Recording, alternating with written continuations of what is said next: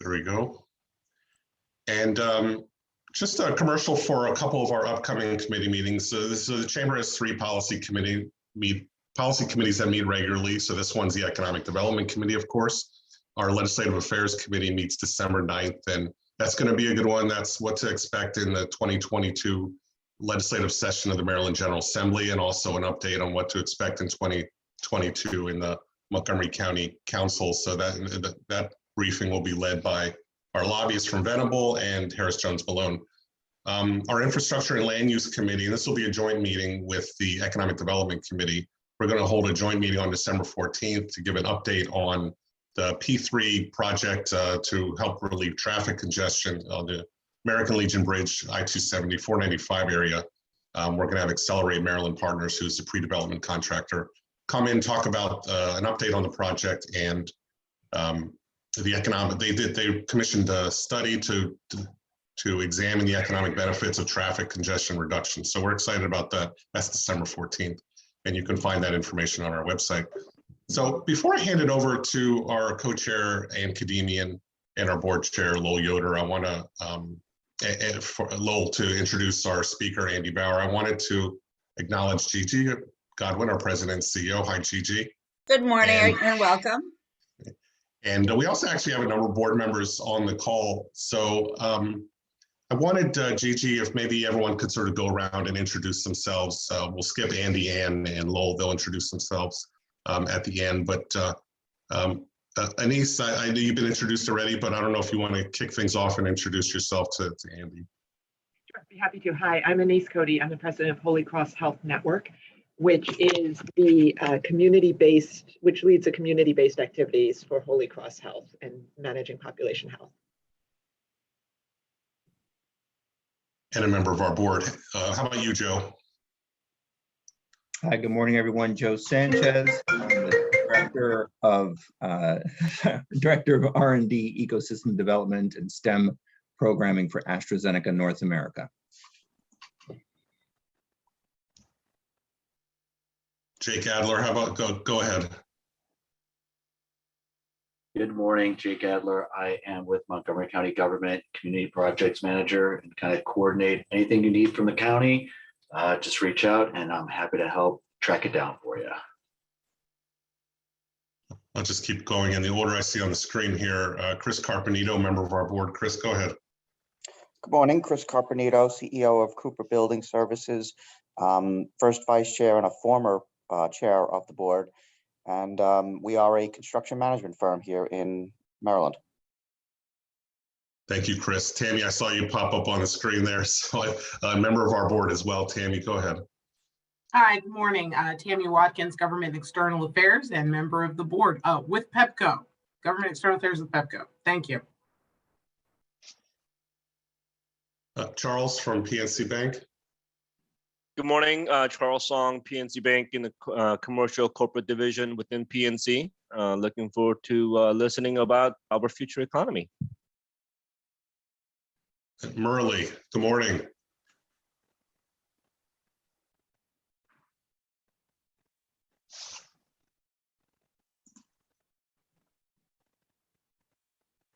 Murley, go ahead.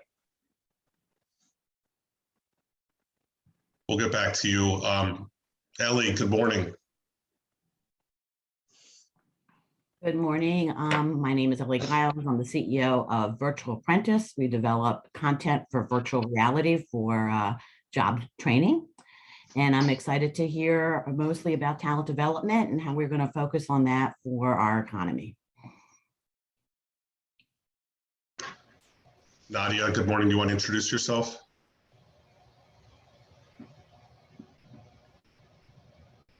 Yes, good morning, everyone. Nadia Khan with the Montgomery County Economic Development Corporation. I'm a special projects manager. Nice to be with you all. And Murley, are you there if you want to introduce yourself? Yes, good morning, everyone. My name is Murley Kalavapudi, consultant, a senior consultant in IT and engineering infrastructure. I'm interested in more participation and action next year, 2022. If there's something this way, let me know. I'd be happy to help. Thank you, Brian. Thank you. We have one phone number on there, 252-1904. I don't know if that's someone who's on the call or so. That would be me, Steve Robbins. Good morning. Hey, Steve. I'm with Lurch, Shirley and Brewer, a full-service law firm in Bethesda, Maryland, and I'm a former chair of the chamber. It's nice to be with all of you by phone. Yeah, and Andy's Steve is a member of our board of directors as well currently. So Gigi, I just think now's a good time to kick it over to Ann and Lowell to get things started. So Ann Kademian, University of Shady Grove, our co-chair, her first meeting as chair of this Economic Development Committee, and take it away. Thanks so much, Brian, and hello everyone. Thank you for joining us today. I'm really excited to have this opportunity to be a co-chair with Joan McLaughlin on this Economic Development Committee, and excited to learn today from Andy. Andy, we're delighted to have you here. I know Lowell's going to do the introduction. Really excited to hear about the labor market developments, especially in Montgomery County.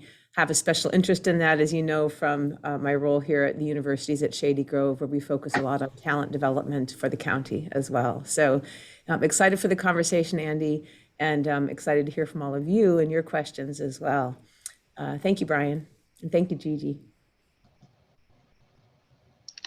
Great. All right, Mr. Yoder, take it away. Yes, good morning, everyone. So it's my pleasure to introduce Andy. I'm going to read your actual title, but I'm not going to read your resume or your bio. I think people have done that, but I can give maybe just a little bit of insight in my interaction with Andy over the last number of years. But so I guess your title is Vice President and Regional Executive for the Baltimore branch of the Federal Reserve Bank of Richmond, right? But you're the face of the Federal Reserve for our area here. And I can say over the years and working with Andy, I don't think there's anybody I can think of that just has an innate interest in this region and what is happening and how the Federal Reserve can play a role. I hear it from everybody that Andy is affiliated with, that he is such a resource for not only for this area, but for the Federal Reserve, but for all of us. So and Andy is genuinely interested in knowing what's happening and getting a sense for the color behind what all the numbers that Andy comes across pretty much every day. I think he's got every statistic you could think of, but the story lies in each one of our lives, and he has a real interest in making that story come to life. So that sometimes is uncommon, I think. So I appreciate that very much in Andy. And I think, of course, we all talking about talent development right now. Some of us think that we might be in a human resources revolution, just giving the nature of employer-employee. And I see it all the time myself. But obviously the issues are broader than that as well. And that's what we're here to learn about today. So it's always great from one banker to introduce another banker. But I guess Andy considered himself an economist more than a banker, but I'm not sure. But Andy, I'm going to turn it over to you, and we'll look forward to what you have to say today. All right, thanks, Lowell. I appreciate it. Yeah, so I thank you for that introduction, and that was extraordinarily kind. So that was very nice. Thank you. Yeah, so I am an economist by training and the regional executive for the Baltimore branch of the Richmond Fed. And so I spend a lot of my time interacting with businesses, nonprofit organizations, financial institutions in Maryland, the District of Columbia and West Virginia. The purpose of that is to build relationships with each of these individual entities in order to help the bank accomplish its goals. The bank has a number of different goals. The one that people know us most for is monetary policy. And so it's really important for us to have a strong relationship with businesses in our district. We spend a lot of time either prior meeting in person, but now on Zoom calls or on phone calls, continually talking with businesses to get their input on what's going on in the economy. We spend, and this is something I think it's a relatively new model. We always sought input from businesses in a number of different ways. We have industry roundtables that meet 3 times a year throughout the district. At our board of directors meetings, our directors bring us information that they're hearing from their sector and from their contacts and their businesses. And we have what's called the beige book. And so prior to each FOMC meeting, my colleagues in the research department and the regional group, they make a number of phone calls to individuals to get their sense of what's going on in the economy. So we've always done that, but in recent years, we've really kind of increased the amount of outreach we do to businesses and just outreach in general, so that we have more information and more about what's going on in the economy. And we find that there's really no substitute to talking to businesses, not only to get their perspective on what's happening now, but based on what's happening now, what do they anticipate doing in the coming weeks, quarters, and over the next year or so. And this is particularly useful when times are turbulent, because the data is going to tell you so much. Models unfortunately become less useful when you're at turning points or when there's uncertainty in the outlook. And so they're useful to a certain extent, but they can only guide you so far. And we have a number of we have research economists, which can give us a really good sense of how to think about things, but it's those contacts with businesses which really help us get a sense of what's going on. So we do a lot of that. I do a lot of that. But we also spend a lot of time talking with communities. Part of, we're very much interested in the health of communities throughout our district.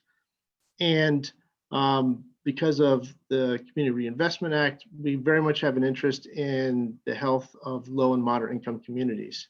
And so we have a community development function, which a lot of people don't know about.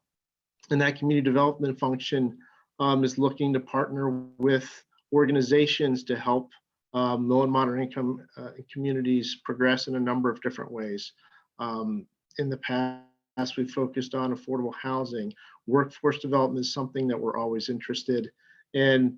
Access to capital is of particular interest. We have a survey that we do every year, which is the Small Business Credit Survey, and if you look at people who are trying to focus on, how small businesses get financed, what you'll see is that survey is, I think, one of the most cited, if not the most cited source for that particular topic.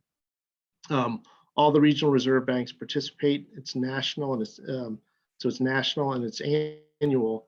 I think the survey is open right now, and we'll get the results earlier in the spring. And so we have an initiative to get a better sense of what's going on in certain parts of their district. And so we've really increased our participation, so we'll be able to have a more detailed look at access to capital for small business, particularly in one of the focuses that I have as the regional executive in Baltimore is what's going on in Baltimore City.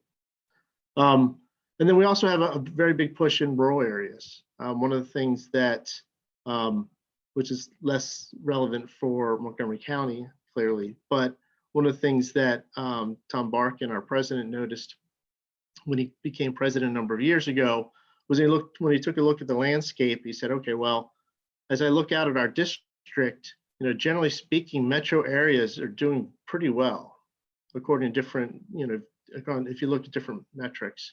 Some exceptions in urban centers, but for the most part, you see a lot of growth, broad-based growth. Labor force participation in particular is much better in metro areas. And then you look at the rural areas, you see areas where there's less labor force participation. And if our mandate is maximum employment and price stability, from an economist, maximum employment means one thing. You're probably thinking about a model of how the economy works. You're thinking about, at any point in time, you're going to have a certain amount of structural unemployment, based on changes in the economy. You're going to have some frictional unemployment, people moving in and out of the labor force for a variety of different reasons. And so you're going to have an unemployment rate, which is going to be commensurate with what you think long-term growth is going to be according to a number of different factors. But from his lens was like, well, look, we could, perhaps there's some structural barriers in certain locations which are keeping people from engaging in the labor force. Maybe we need to be thinking about those at a deeper level, and that would along with our community development focus, would give us a focus on these particular, a different set of issues that than perhaps you would focus on if you just looked at it from an economist's point of view. And so we really have a big focus on, those impediments to labor force participation, particularly in rural areas. But what's interesting is when you get into the details of all of this, a lot of those issues which are impediments in rural areas are also true in urban settings as well. One big one is transportation, right? So can you actually get to the job centers? This is a huge issue. And, for example, in Baltimore City, if you live in West Baltimore and you want to get to one of the job centers, the Amazon center, the Amazon distribution center on the west side, on the east side of town, that's a couple hours. Or if you want to go to some of the other job centers, it just takes a long time. This is similar to what you see in rural settings. Childcare is a big issue, both in rural and urban settings. And just a sense of education's another issue. And then just a sense of isolation. So we noted that there's certain things which are impacting access to the labor market for those in rural settings, but it applies to urban settings as well. And so, we're constantly and then another thing that we do, which I think helps us get a sense of what's working and what's not working on different communities is, we're throughout the year, we go to a different part of our district and we'll spend a couple of days to get to really understand that particular part of the district. So for last year we were in West Virginia in a town called Parkersburg. We also were in north central. We were actually in the eastern panhandle of West Virginia, Martinsburg, as well as in Hagerstown. And then we also spent some time in on the Eastern Shore to get to know some different communities and what some of the strategies that they're using in order to promote development and how they're handling changing economy.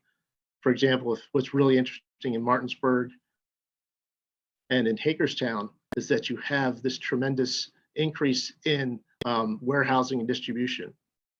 It's a hub in that particular part of the state.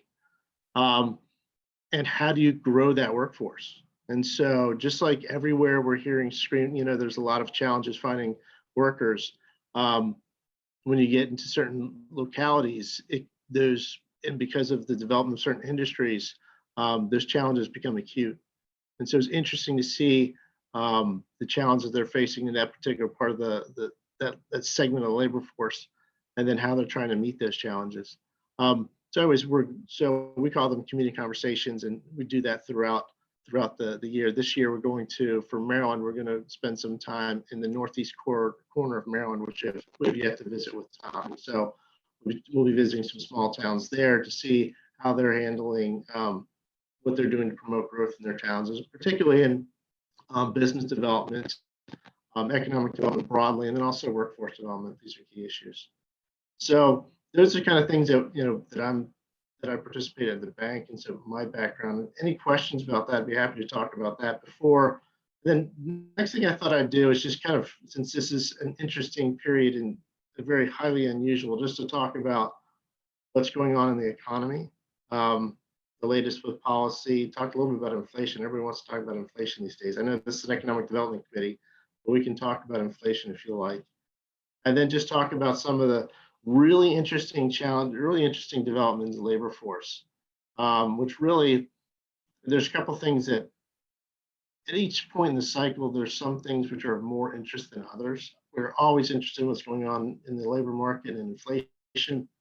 But right now, it's given what we're seeing, it's of particular focus, just because what we're seeing is so unusual. I'd be happy to take any questions or any comments before I get into that. I'm going to chime in and say that when people ask me what's keeping my CEOs up at night, the answer is talent, and was before the global pandemic, more so today. So inflation and where the Federal Reserve is on that. We've been reading kind of a stay the course, don't get too excited is what we're hearing from the top of the organization. And I'm going to bet in 90 days we'll be having some other kind of conversation about inflation. But I do want you to comment on labor and the kind of revolution we're seeing as Lowell referenced. Okay, so, right, so what we're seeing now, so it's been the case for some time now that we've heard from businesses that they've had difficulty finding workers, and it was fairly broad. I mean, certain occupations stood out more than others, particularly skilled trades, and this is throughout the prior expansion. So it's not something that was new, right? What's been particularly new over the last 18 months is that businesses are now responding by raising wages, and it was always a topic of discussion in-house. Those of us that are in outreach, talking with businesses, reporting back, this is what businesses are saying.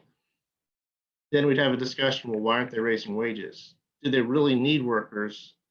If they really needed workers, they'd raise wages because, supply and demand. If you increase the price, you get more supply. And so that should solve things. And so we'd have this long discussion about what this commentary actually meant. But in contrast now, I'm trying to think of a business which hasn't raised wages that I've talked to. Across the board, businesses are raising wages in order to try and attract and keep workers. The question is where on the pay scale is that taking place? How successful they are, and why? And so it's obviously the difficulty finding workers is very strong. It's interesting when you talk to different businesses, often they're responding to somebody else having moved in that particular market where they're competing for workers.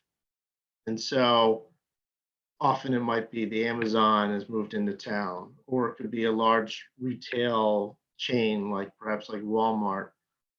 Interestingly enough, on the Eastern Shore, it's Dunkin Donuts. I'm not sure what the margins on donuts are, but if you talk to anybody, manufacturer, service sector, business, they cite Dunkin Donuts and their advertising for $15 minimum wage, starting wage, as putting price pressure in that particular region of in that particular labor market. And even though, for a long time we've had discussions regarding a, $15 federal minimum wage, effectively we're there. For most part, when I talk to somebody and they've raised wages and they haven't been able to find anybody, I'm guessing they're still at $12 or $13 or $14, and that's generally true. Once you get to a certain point, they have more success, but still there's a shortage of workers.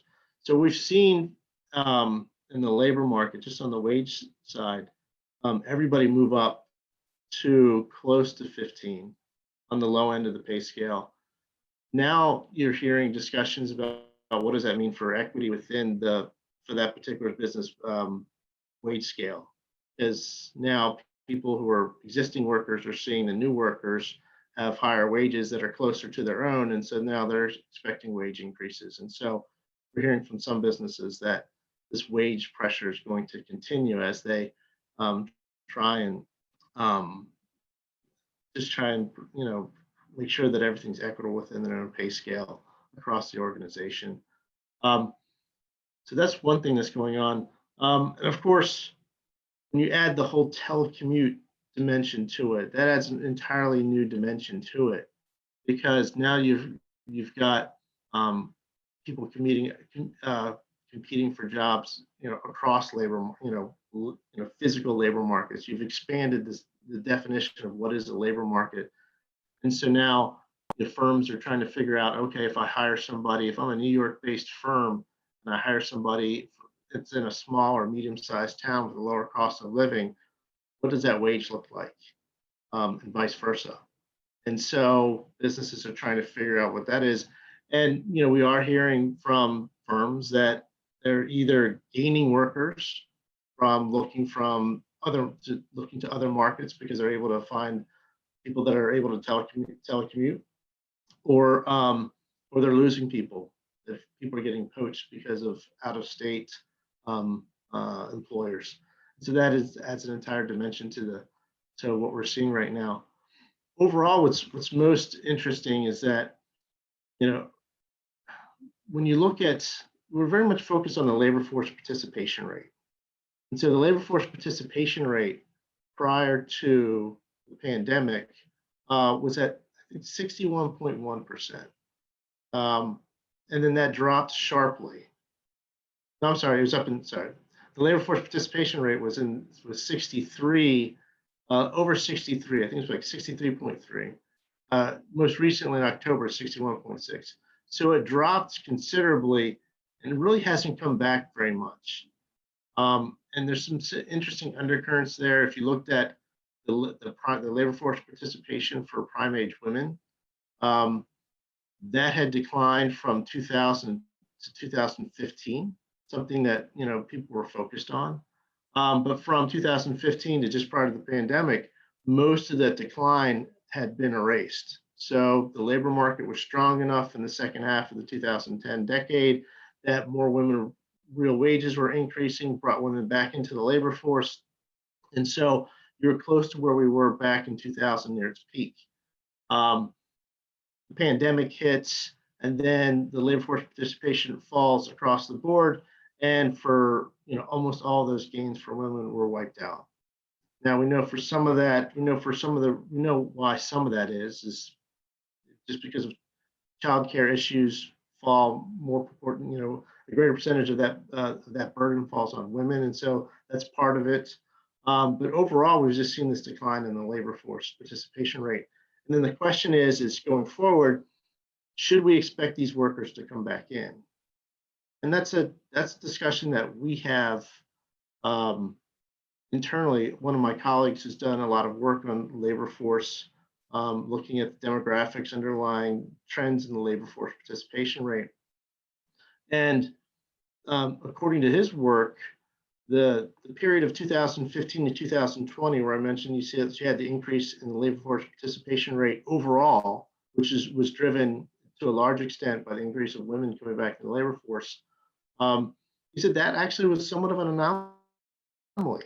The decline in labor force participation rate, which begins, you know, it peaks in 2000 and starts to decline. That decline is really represents you know, demographic trends, and that at the end of the day, these demographic trends should win out despite, you know, periods of, you know, strong economic growth, which bring people in for a short period of time.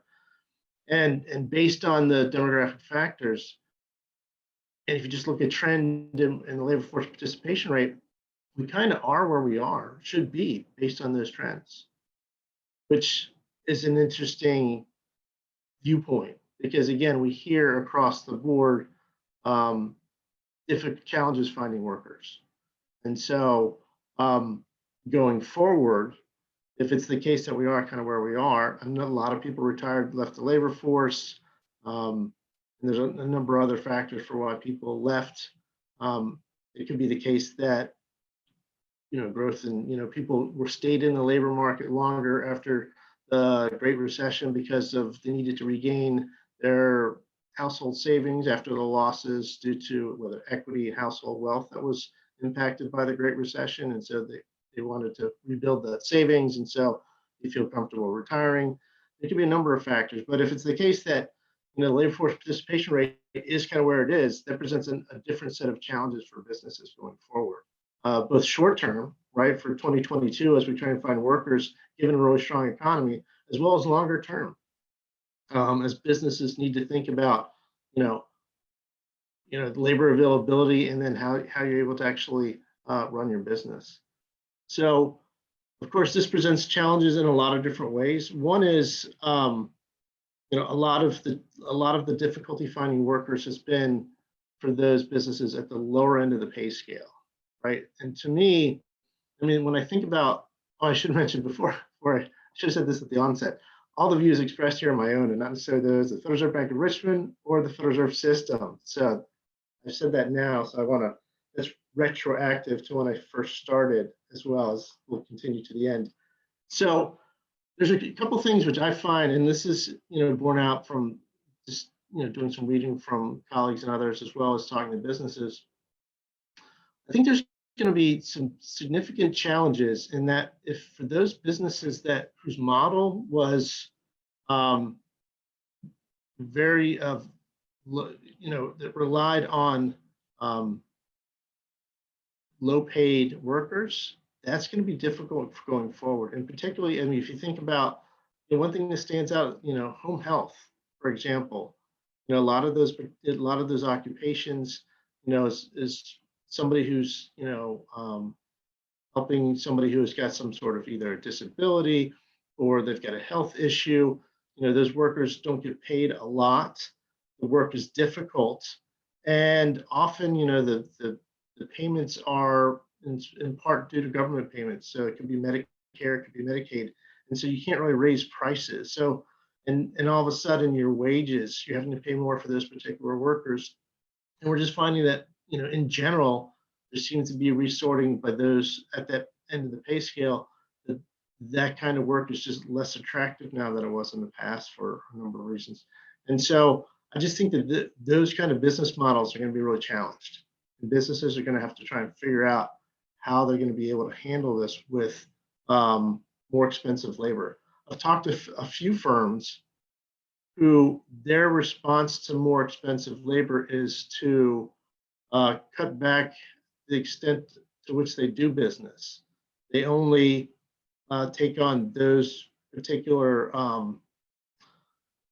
opportunities which have higher margins, right? And they just that are lower cost. Could be higher paid, combination of higher paid, lower cost, and they just restrict how much they restrict it to those particular opportunities. And at the end of the day, they just end up producing less or offering less services. And that's one way that they're responding to increased labor costs. And so that particular segment, so one thing in my mind is how is those sets of businesses going to operate going forward?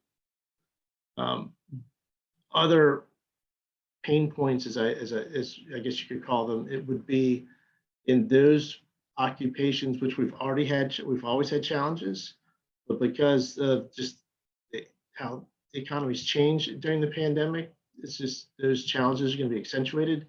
And in that, in particular, I'm thinking about trucking.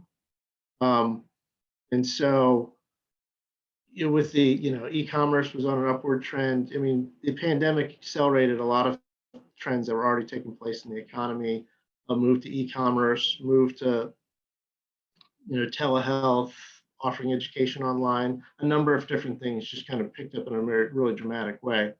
And so, if you look at the average age of truckers currently, and then the demand for truckers now and going forward, and the lack of supply as we see it currently coming into that sector in terms of the number of drivers, that's going to be a real challenge. I mean, we hear it now acutely from talking with trucking companies that they have more trucks than they have drivers, wages going up, and it doesn't really see, given what young people want to do with their lives now, it doesn't seem like there's going to be enough in the pipeline to satisfy current and future demand. And that's something in terms of kind of a workforce development, economic development issue that's really strong. And you could say that for a lot of different, occupations that are more, there's technical trades, there's technical jobs, the trades. It's been an issue for a while, and I just think that going forward, it's just going to be even more of an issue. And so workforce development, wherever we go in terms of workforce development, there's always a push towards trying to increase the amount of the pipeline of workers going into these particular occupations. And I think that's just going to continue. And then on the other side is always, making sure that there's enough in manufacturing as well. It just at the end of the day, when you talk to manufacturers, they also have an aging workforce, and they're concerned about who are they going to have to replace that aging workforce. You see aging workforce in all of these occupations, whether it's skilled trades, manufacturing, trucking, and there's going to be a big challenge whether or not we can backfill that particular segment of the workforce as they age out. And at the same time, the growth in those industries continues, and in some cases, trucking and in manufacturing is picking up. And then, of course, there's making sure that we have the right educated workforce for those research and development, science and technology, information technology, for which Montgomery County has a lot of, right? And so that's always a key issue. For some places, they would like to develop that pipeline in order to attract businesses to their location. If they had enough IT workers, if they had enough people who are good in science and research and development, they could bring different companies to their region, and that's one of their economic development goals. That's not where Montgomery County is, given that Montgomery County has a lot of IT, has a lot of research and development, has a lot of a big pharmaceutical industry. And so it's just making sure that the pipeline of talent is still there.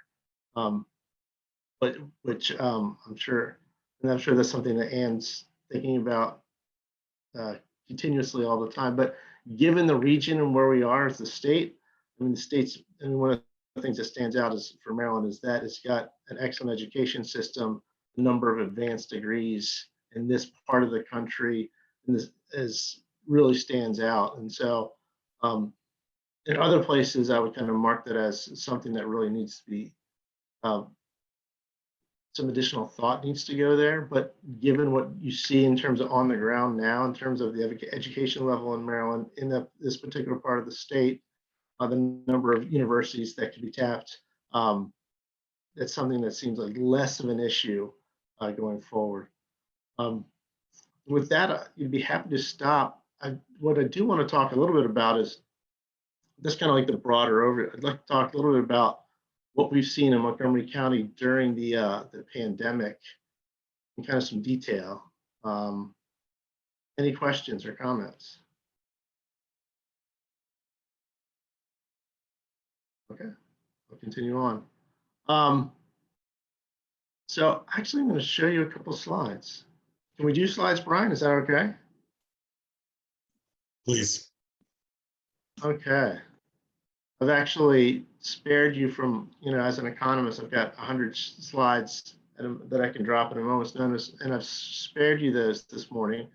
And so let me see if I can share my screen. Of course, this means that I need to be able to share screen. Big green button. You gotta love that. Okay. Brian, can you see it? Yeah, I see it. Yeah. Excellent. All right, so I just kind of want to run through what's happened since I guess the data that I kind of look at to benchmark things is the first quarter of 2020. Or if I'm looking for a particular month, it'd be February 2020, just to see. Now, I've talked about how overall we're kind of focused on the labor force participation rate broadly for the U.S. And we've seen, in certain demographic groups, this decline greater than others. And I mentioned for women, this is true also for minority groups as well. You've seen a larger drop in minority groups in the labor force participation rate. Here, I want to just focus a little bit on what we're seeing in terms of what's happened in Montgomery County. So here I've got both the unemployment rate and the labor force, not the participation rate, but just the number of the absolute number of the labor force for both Maryland and Montgomery County. Now, just as a reminder, the labor force is those that are either employed or unemployed. In order to be unemployed, you don't have a job, but you're looking for work. And so when I say that the labor force participation rate has dropped, that means that people have left the labor force. They don't have a job, and they're not looking for employment. And so where are we now compared to February 2020? So this is from the household survey. There's many surveys that we look at in order to try and get an idea of how things are going in the labor market. One of them is called the household survey. I know you, like me, the first Friday of every month. So that's this Friday. I know you're all very excited that the Bureau of Labor Statistics will release the employment report. There's two surveys which are released in that particular report. One is a survey of establishments, and the other one is a survey of households. And the survey of households is where we get the numbers on the unemployment rate as well as the labor force.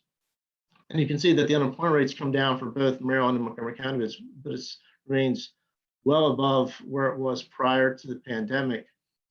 And you can see that the labor force is also down considerably compared to where we were prior to the pandemic. For the US, it's down 1.8%. And for Maryland and Montgomery County, it's closer to 5%. Now, if you were to if the labor force had not fallen, so if you actually counted those people that had left the labor force as unemployed, the unemployment rate would be several points higher. So even though we're at 5.7 and 5.1%, it'd actually be a couple points higher if you're factored in the people that left the labor force. Now, so looking at the composition of the labor force, both the number of unemployed and number of employed. So here you can see the number of unemployed relative to 2020, still up considerably across all three jurisdictions for the US, Maryland, and Montgomery County, notably much higher in Montgomery County. So the number of people, became unemployed and have remained unemployed since February 2020. And if you look at the number of employed, it's down 3% for the US and about 7% for Maryland and Montgomery County. So you can see that while we're seeing a recovery in the labor market overall, that recovery has been much slower in Maryland as well as in Montgomery County. And then another thing so obviously there's one thing to look at is the labor market. Another thing is look at how businesses are faring. Now this is something that I watch closely, particularly at the local level, just because there's one of the good data sources that we have at the county level is the number of business establishments. And obviously, business creation is very much tied with labor market growth. So labor market dynamics and job growth. And so here we've got the number of establishments for Maryland as well as Montgomery County. And you can see that a couple of things that I think will catch your eye here is that from 2014 on, you had pretty strong rate of growth in the number of business establishments for the state, there in red. And then, whereas the growth rate in Montgomery County was more subdued. And then both get hit during the pandemic. And while for Maryland, it's come back, both are still down relative to where we were prior to the pandemic in the first quarter of 2020. It's down a little bit more for Montgomery County. And if you compared it to where we were back in 2019, much less so. And actually, if you look at between 2014 and the most recent data, and again, I should mention that this data comes from what's called the quarterly census of employment and wages, the QCEW, which is again by the Bureau of Labor Statistics. It's it's all the businesses that participate in the unemployment insurance program. So it's going to be almost the entire universe of firms. So it's not a sample, but it pretty much encompasses all firms. The price that one pays for having such comprehensive data is that there's a very long lag. So while there's most of the data for the QCW still, the most recent is the first quarter of this year. So we'll see. We still don't have. We'll see how firms have done over the course of the last 2 quarters. One would think that with the economy opening up in the spring and summer, you'd see a bounce back in the number of establishments, but we're gonna have to wait a little bit before we get that data. Also looking at the QCW data and comparing that to the payroll survey the establishment survey that we get from the BLS, you can see that as of March 2021, which is the latest data we have from the QCW, Maryland was down 4.4%, Montgomery County was down 6.2%, and that compared to the US, which was down 4.5%. Now, we do have the payroll survey, we have it at the state level. So if you could compare the payroll survey for Maryland and the US, they're fairly comparable. And if you traced out the decline in overall payroll employment for the US versus the state, and then how it's recovered since, they've tracked fairly closely. Now, a couple of things that I wanted to get to in a little bit of detail, since we do have time, is that I just kind of want to talk about which sectors got hit the hardest. And then, because I think that's useful to think about some of the dislocations that we're seeing in the labor market. Because again, in thinking about it from a broader perspective, what seems to be the case is that, people are looking at, there's been because of the wide dislocation in the labor market, it seems to be, sorting is the word that I've heard, often used, and it seems to resonate with me, is that there's a certain amount of sorting going on in the labor market, and at various levels, in the sense that at the lower end of the pay scale, there were workers that were unemployed, and because of the enhanced benefits, were making more while unemployed than when they were making while working. And so somebody remarked to me a while back, he said, do you think that all of these people are going to come back into the labor market once these enhanced benefits end and unemployment insurance ends? Do you think they're going to come back into the labor market and then work for a lower standard of living? He said, some might, but others are going to try and figure out how to avoid that. And what that looks like isn't entirely clear. But part of, I think, the difficulty finding workers at end of the pay scale is because there is some sorting as people trying to figure out what it is that they want to do, and then at what wage. In the first quarter of this year, I think $15 minimum wage or $15 wage is you saw a spike in Google searches. And so I think a lot of people, between the discussion about $15 minimum wage, all of the press reports of firms increasing wages, and then people's experience of having a higher level standard of living, has really made people at that end of that part of the labor force rethink what they want to do and at what wage. Long story, in economist terms, we say that the reservation wage has increased. That is, that the amount that you're going to have to pay people in order to go from consuming leisure to work, to stop consuming leisure to engage in work, that wage has increased.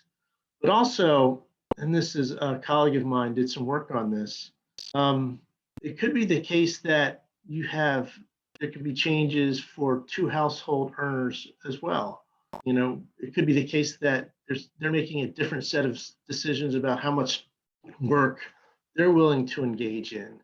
And this could be due to, enhanced benefits, whether it's the child tax credit, or some of the other fiscal payments to households, or it could just be a reassessment of priorities such that you've got two household earners are making different decisions about how much labor they want to supply.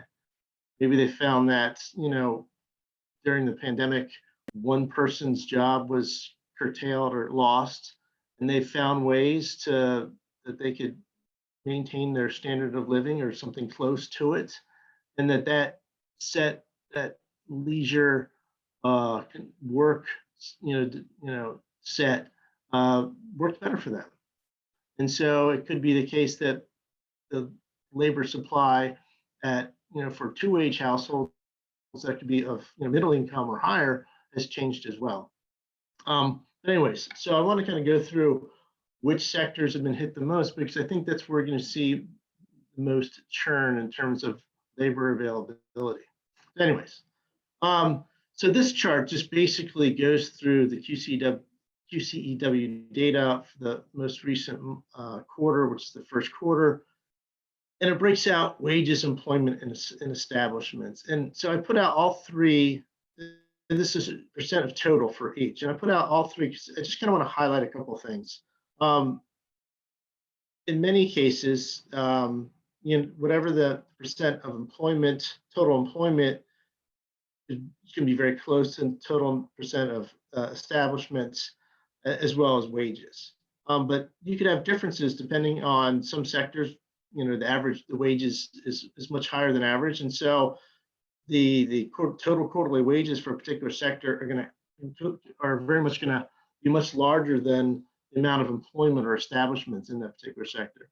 For example, if you look at manufacturing, Montgomery County has less manufacturing on average than in other jurisdictions, but it's 1.3% of all establishments in the county. It's just 3.8% of all employment in the county, yet it's responsible for 8.9% of all the wages earned in the county. So that's because average hourly wages and earnings for manufacturing are higher than the average for the county.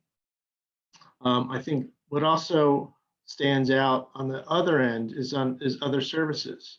So other services are mostly going to be other personal services. You can think of barbers, nail salons, other type of direct services that for consumers.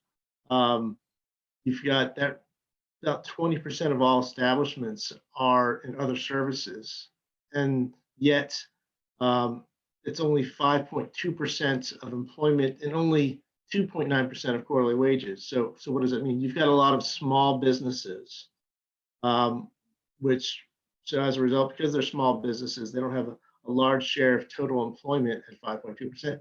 And generally speaking, these are lower paid occupations, and so they only account for just 2.9% of total wages. And that's something similar for leisure and hospitality. You don't have the same number of establishments, but a lot of the lower paying jobs are in leisure and hospitality. Only 2.3% total wages are in leisure and hospitality, yet they have 8.2% of all employment. Now you might notice information there, which accounts for 14.5% of all total wages in the first quarter. That's an anomaly. And information, generally speaking, it's a very small sector. As you can see, just 1.8% of establishments, 2.6% of employment.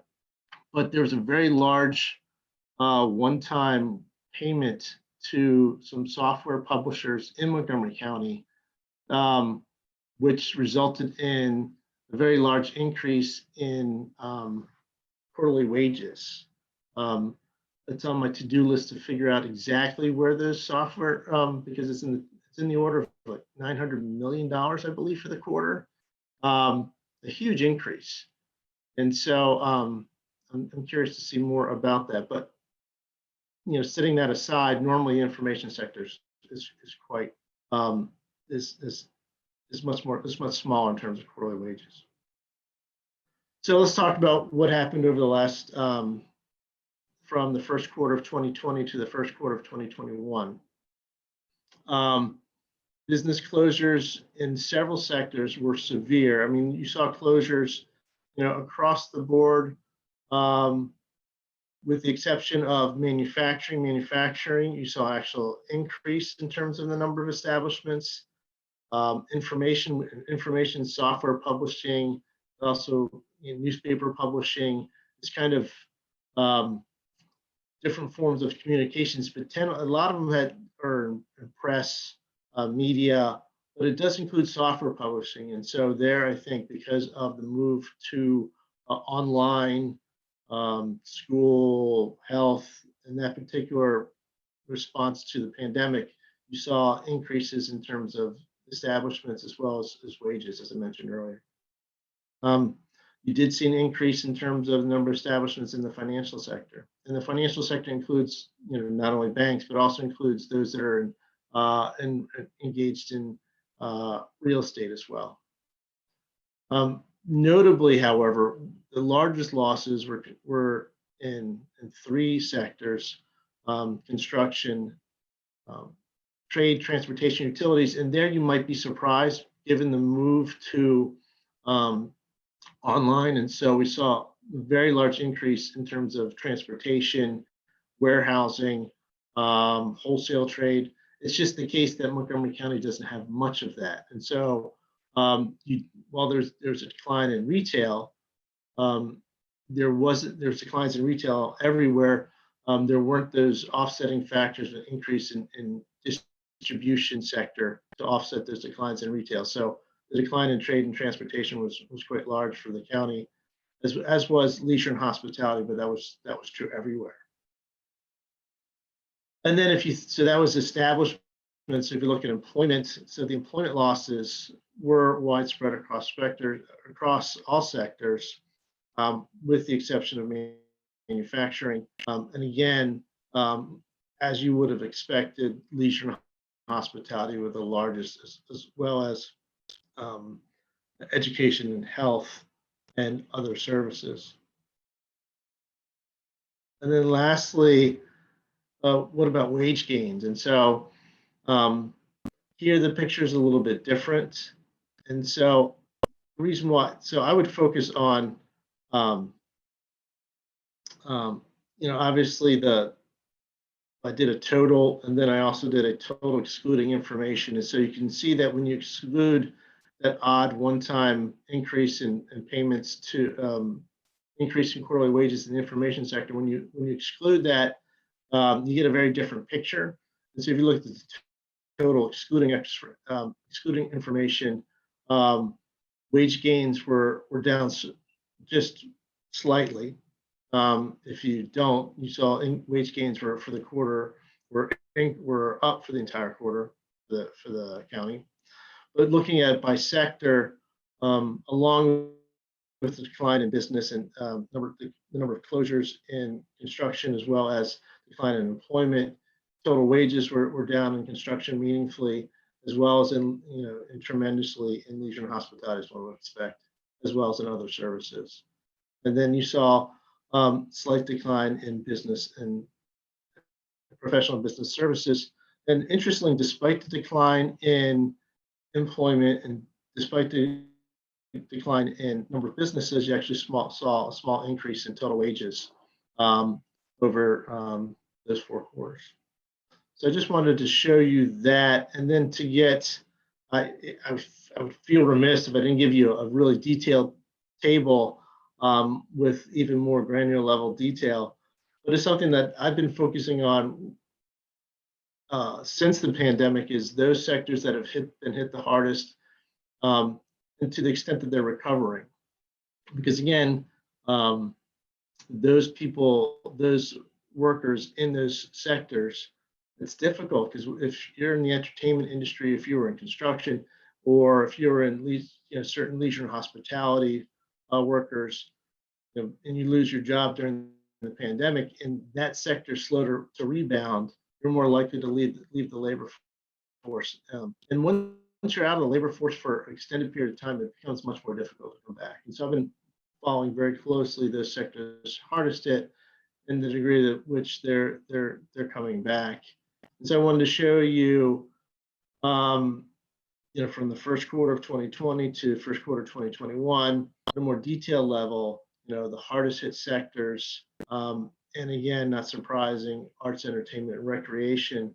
Employment's down 42% as of the first quarter of this year. Accommodation and food services, management of company enterprises, educational services, other services. And as you can see, a lot of those sectors are those transportation, warehousing, a lot of those sectors are those that are lower wage on average, in general have lower average weekly wages. And with that, I just want to, I'll just stop there and see if there are any questions about that. Well, I think it's just useful to kind of continue to focus where we're seeing the biggest shocks to the labor market, and then think about, okay, as we move forward, what's going to happen in that particular sector, in those sectors, and as well as the opportunities for those workers that lost their jobs, and what's going to happen to them as those sectors come back. Yeah, maybe I can start. Is that okay if I start with a question? Yeah, please. I'm just curious, depending on which side of the fence you sit, right, around in wage increases, right? If I have a bunch of, if I'm the employer, I'm gonna have to figure out how I can, match that or increase my margin. But if I'm the employee, good thing, right?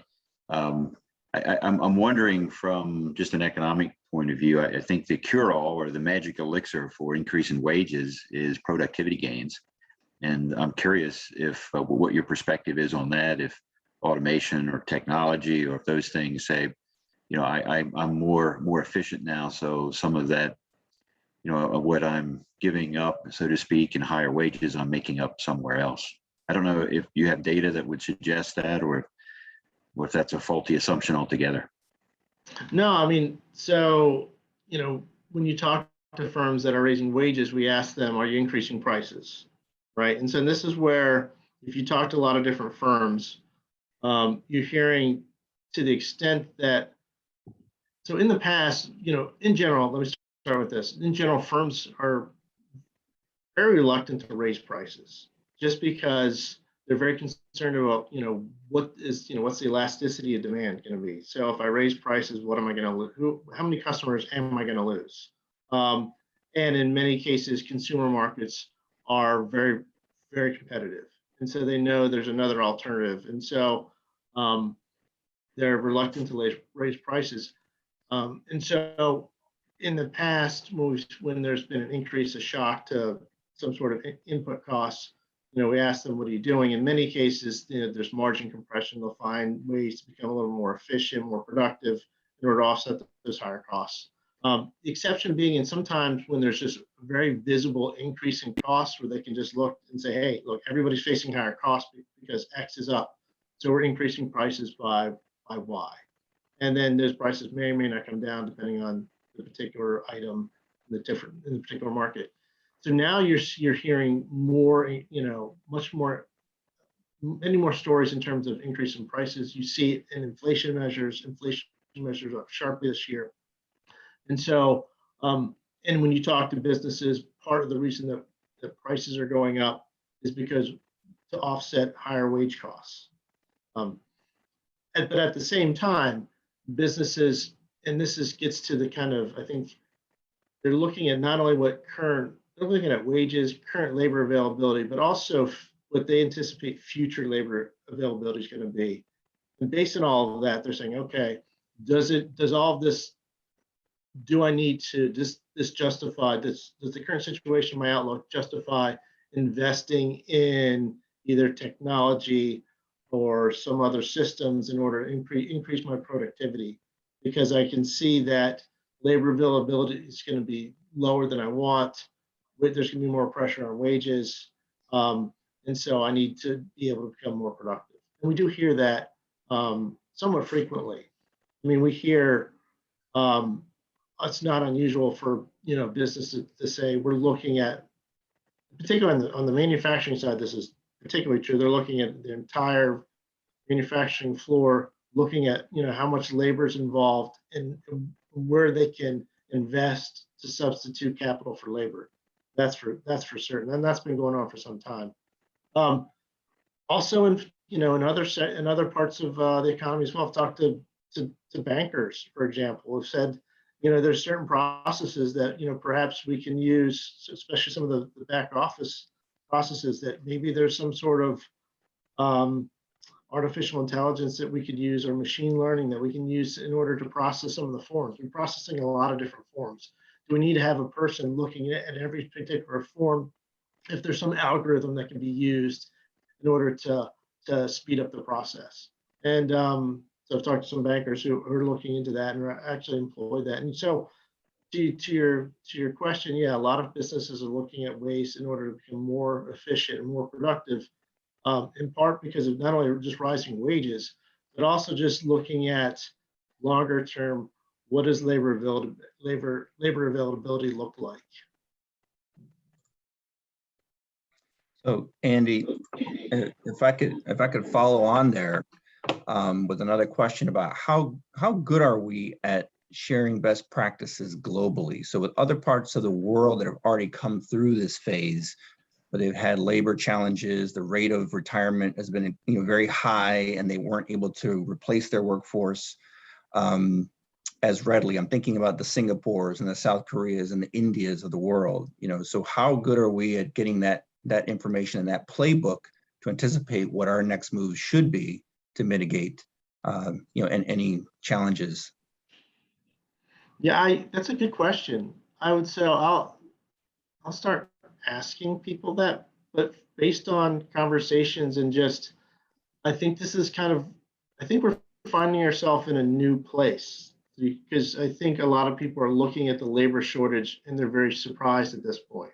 So most people are just coming to, this is, I think, as I mentioned before, it was an issue, but now it seems to be more acute. And so it's at this point where now people are saying, okay, what do we do? Now, I should have mentioned that, I didn't mention this before, but while I mentioned the labor force participation rate could be all demographics, it's not all demographics. I mean, some of it's we're still dealing with COVID, we're still dealing with childcare issues. And so, and unfortunately, I don't think we'll get a good sense of how much those are factors until perhaps in the spring. We get a better sense of where we are. Hopefully we'll have more resolution along those lines. And so we'll have those people coming back in the labor market. But to your question, it just seems to me, and this is again, just based on discussions, that we're kind of in a new place. Not that this is not anticipated. I went to many years ago, I went to a conference, and there were some economists from the Chicago Fed, I believe, that were forecasting, what payroll employment growth would look like in future years. So on Friday, we'll get the jobs report. Everybody focuses on what are the payroll employment numbers are, how many jobs were created for the prior month. And normally in a good month, 200,000 is good. We should get a lot more because we're still down about 4 million workers compared to prior to the pandemic. But based on demographics, they said, well, in future years, at some point, 60,000 would be a good year, right? Just based on demographics, because we knew that based on that the age group, based on the demographics and aging of the economy, you're gonna have less people coming into the labor force. And so at some point, people perhaps were saying, okay, we need to anticipate this and then start planning on how we're gonna think about the labor force when that time comes. I just don't think that people had really internalized that. And I think now, given the acute issues that we're seeing in the labor market, I think there's broader discussions. I mean, I've been a part of a number of different discussions in different groups in the Washington and Baltimore area. And again, I think people are just now starting to think about, okay, what does this mean for our workforce now, future? And then, of course, with the ability to hire people remotely, that adds a different dimension to it, which can ease some of that, but still, in the aggregate, doesn't help the fact that as we age out, we're going to have less workers to deal with. So that was a very long-winded answer to your question of No, I don't think so. Yeah, that's fine. That's fine. Those parts of the world have been forced to automate and digitize faster, right? Because of this phenomenon, much faster than we have. And so I just see that as our future and a playbook that we need to get a hold of, to be successful. Can I ask another one? I don't see any hands raised. Comment, a challenge perhaps, just because I continue to hear about our recovery as compared to pre-pandemic levels. And so I would argue that pre-pandemic, coming out of the Great Recession, we were in an obvious period of expansion, inflation under control, unemployment well below what you would consider as full employment, economy running hot. We also had an administration that came in and goosed it. Can I use that term, goosed it? So it was already spring-loaded to correct and move from an expansionary to a contractionary period. Should we be trying to get to pre-pandemic levels? Should we be comparing our recovery to that economy? What would the data look like if we just wanted to compare it to an economy that was reasonable, healthy, and sustainable? No, And are we already there? Yeah, so that's a great point. And I tried to articulate that when I was referencing my colleague's work on the labor force participation, where he said, if you looked at the trends, we're there on a national. Now, and then I didn't really mention it when I went through the Montgomery County data and just said the labor, you can see that it's lagged a good bit. But there could be the reason why, and one of the, this is where another one of my colleagues has done some work on this. It could be the case that, average incomes in Montgomery County for households are very high, right? And so perhaps the reason why you're seeing less rebound in the labor market, to your point, is because it was very strong prior to the pandemic. And so now we're going back to a more normal level. A lot of people entered into the labor market during that time period. And then now, because household balance sheets are strong, incomes are strong, you're not seeing as many people come back in post-pandemic, and there's nothing wrong with it. And to your point, that's about right. People have made the households are making these decisions about how much labor to supply, and based on household wealth, income, and all the rest, they're coming back to a certain extent, which makes sense, although it's a lot less than pre-pandemic. So to your point, and it's a discussion we have that's ongoing that we have. How much should you expect the labor market to come back? And it's difficult given all the cross currents with the pandemic, very strong economy where you're short workers. You've seen increases in retirement, increases in wealth, increase in household savings, so balance sheets are a lot stronger. And so it remains to be seen, but I think you have a very strong point that perhaps we shouldn't expect to see it go back to pre-pandemic. And it should be something in between when it got at its worst in the second quarter of last year and in between that point and where we were prior to the pandemic. But for me, it's still useful as a metric to say, okay, this is where we were. And at that point, if it just keeps settling out, and again, we were very much hopeful that September would be kind of a bellwether in terms of the labor market, back to school, back to office. You get a better sense of, all those, and then the service sector economy is opening up more fully. And so all those jobs that were lost in those in-person sectors, those jobs would come back. Locationally, all the jobs have been hit, all those businesses that were hit hard because central business districts that were closed, you see those businesses, opening up again or doing stronger and hiring back. And so you'd see a much more vibrant labor market, which would look closer to what it was prior to the pandemic. Delta threw all that off, as we all know, pushed a lot of things back. And so, I think we'll have a much better sense. This is my new thing. I think we'll have a much better sense in the spring, hopefully. Who knows what will happen, because with the pandemic. If the pandemic allows, hopefully, let's put it that way. If the pandemic allows, hopefully we'll have a much better sense in the spring of where we are and have a better understanding of the decisions that households are making with whether or not to come back to the labor market or not, based on, you know, what they need, and, you know, their decisions about how much leisure they want to consume versus how much work they want to engage into.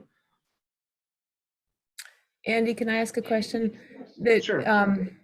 So building on Joe's point about, you know, changes that we've seen maybe globally because of changes in demographics with the workforce and things.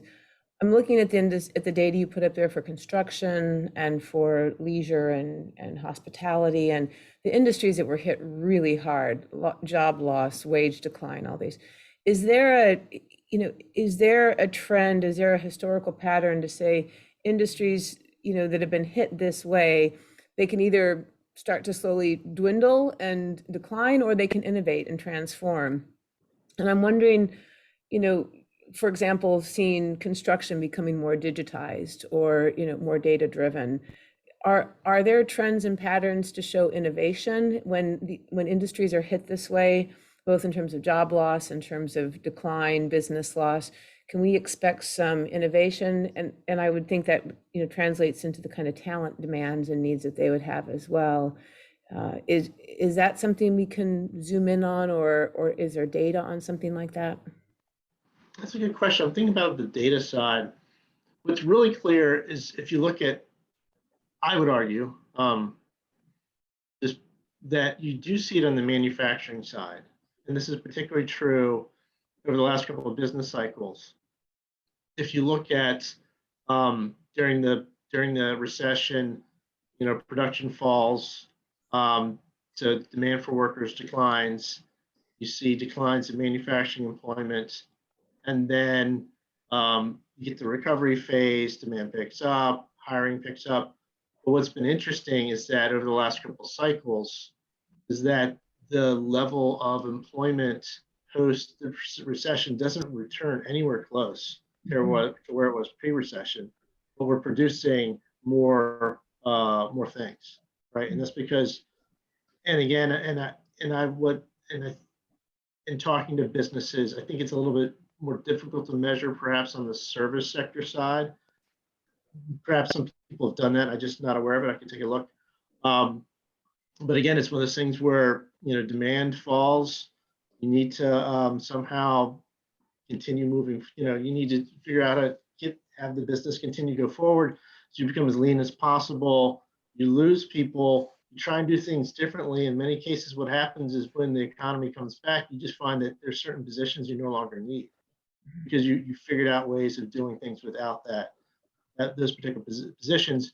And in talking with business, even on the services sector side, that's true as well. You get a lot of the businesses, when we talk to them, one of the things that we're always talking with businesses about okay, so what's your head count? Since how many people did you let go? And then all last year, how many people you're hiring back? And in many cases, firms have figured out ways to operate and be perhaps maybe, if I had to guess, like 10% less than what they were coming into this, because they figured out ways to do things more efficiently, or they've adopted some sort of technology. I mean, don't hold me to that number, 10%, but I think it is the case that, and that because technology is more ubiquitous, and perhaps it's easier to employ technology now. Because if you looked at prior recessions, 50s, 60s, you look at this manufacturing, the employment went back to pre-recession levels. And so I think that it's in the more recent recessions, because it's more easy to I think technology overall is just, the cost of capital is cheaper. Technology is more widespread. The availability is, there's different options, greater availability, so that it's easier for firms to adopt capital to replace labor. And I think you see that on the service sector side as well. Now having said all that, what we're seeing now is just, it's still the case that the demand for a lot of in-person services remains low, just because we're still dealing with COVID.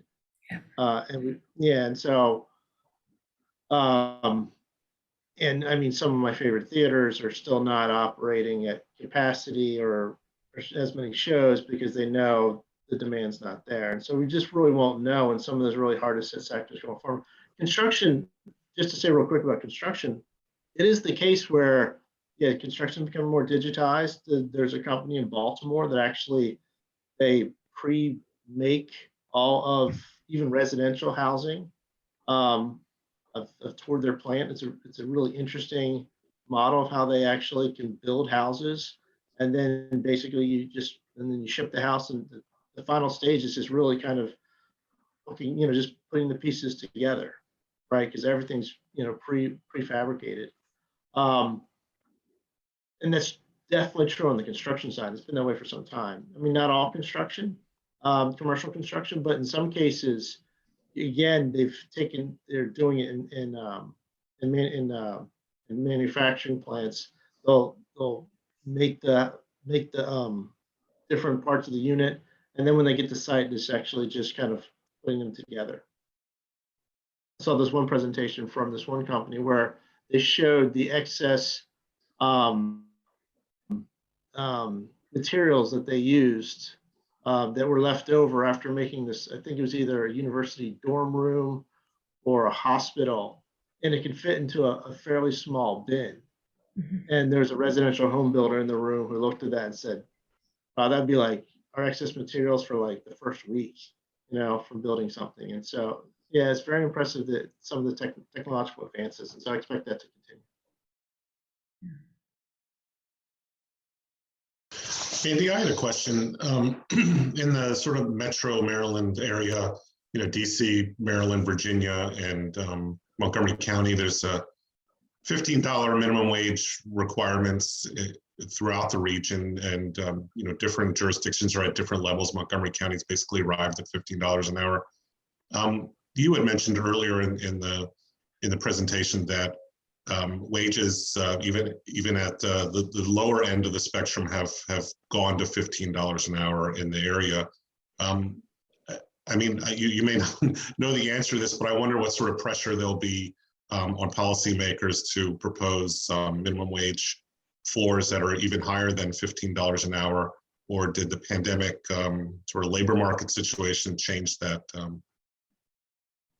Yeah, so that's a great question. I think it's great. It's a great question. It's easy one. I love it a lot just because the answer for me is easy. I don't know. But just to be clear, that $15, like we hear that across the district really.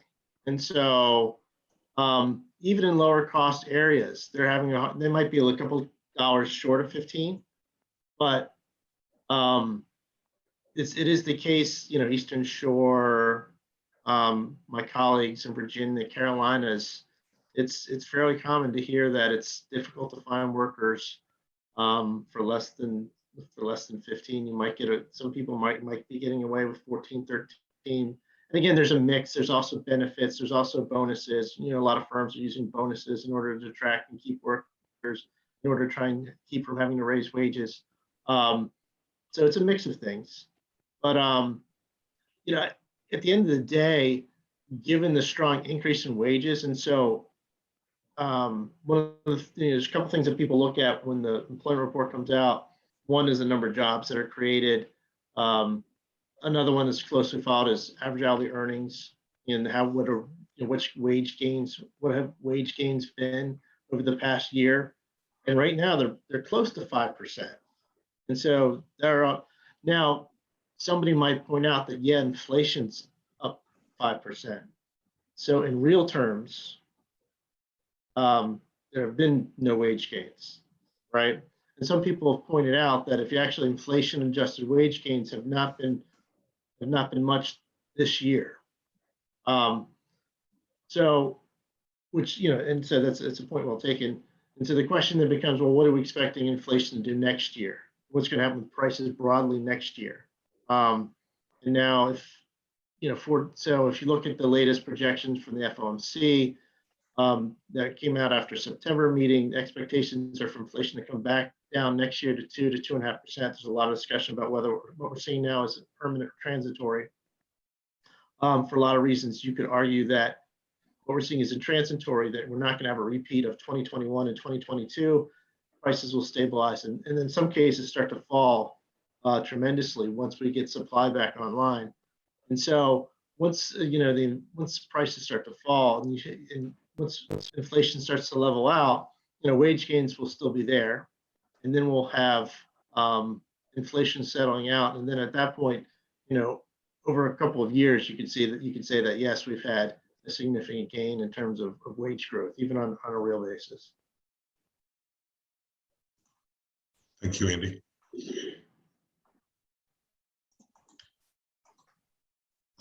Lowell and Gigi, I think we've reached 9:59. Maybe I don't know if we want to see if there's any last questions before we give our closing thoughts and thank Andy for his presentation. Yeah, I'll start. I guess just fascinating, discussion. And there's probably, I have a list of like 5 other questions that I could have asked. So maybe we should have a part 2. But yeah, thanks, Andy. I mean, this is just a hugely, impactful because it's not only theoretical, right? It's stuff that all of us are dealing with every day at this point. So very timely. And Ann, I don't know if you'd like to chime in, but I just give my thanks to Andy and your time this morning.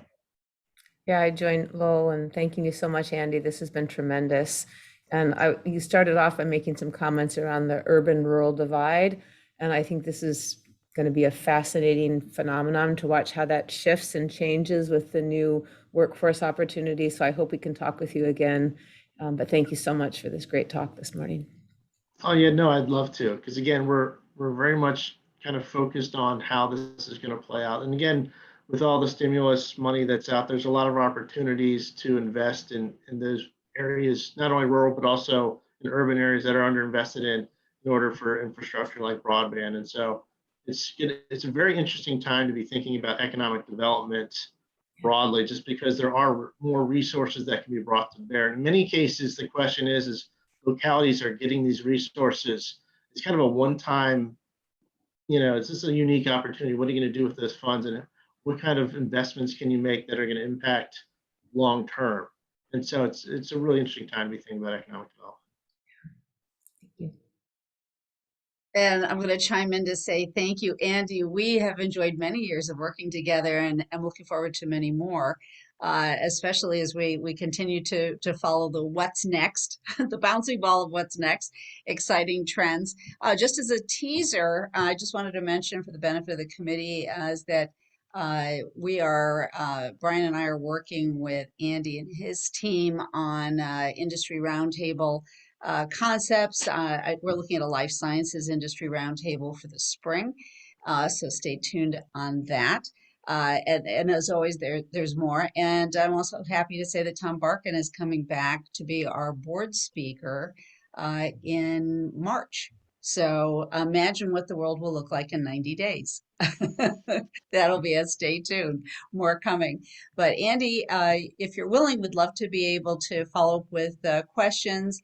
I don't know if you are willing and able to make any of the slides available to anyone, if we can post any of that information. I think the Montgomery County information in particular. I know you have zillions of slides, but if please let us know if we have your permission to share the information. Yes, thank you. And so with that, I want to thank everybody for joining us, and thank you, Andy, for an incredible continuing relationship with you. It's a great partnership, and we look forward to doing more in the future. So thank you again, and thanks everybody for joining us. Thank you, Lowell and Ann, for moderating, as always. Again, I'm always proud of my board's thought leadership and the questions that were asked today. This will make for great viewing for our other members and for our board of directors. Thanks everybody for joining us, and we'll see you again soon. Bye, everyone. Thanks, Andy. Yeah, my pleasure. Take care. Thanks, Andy.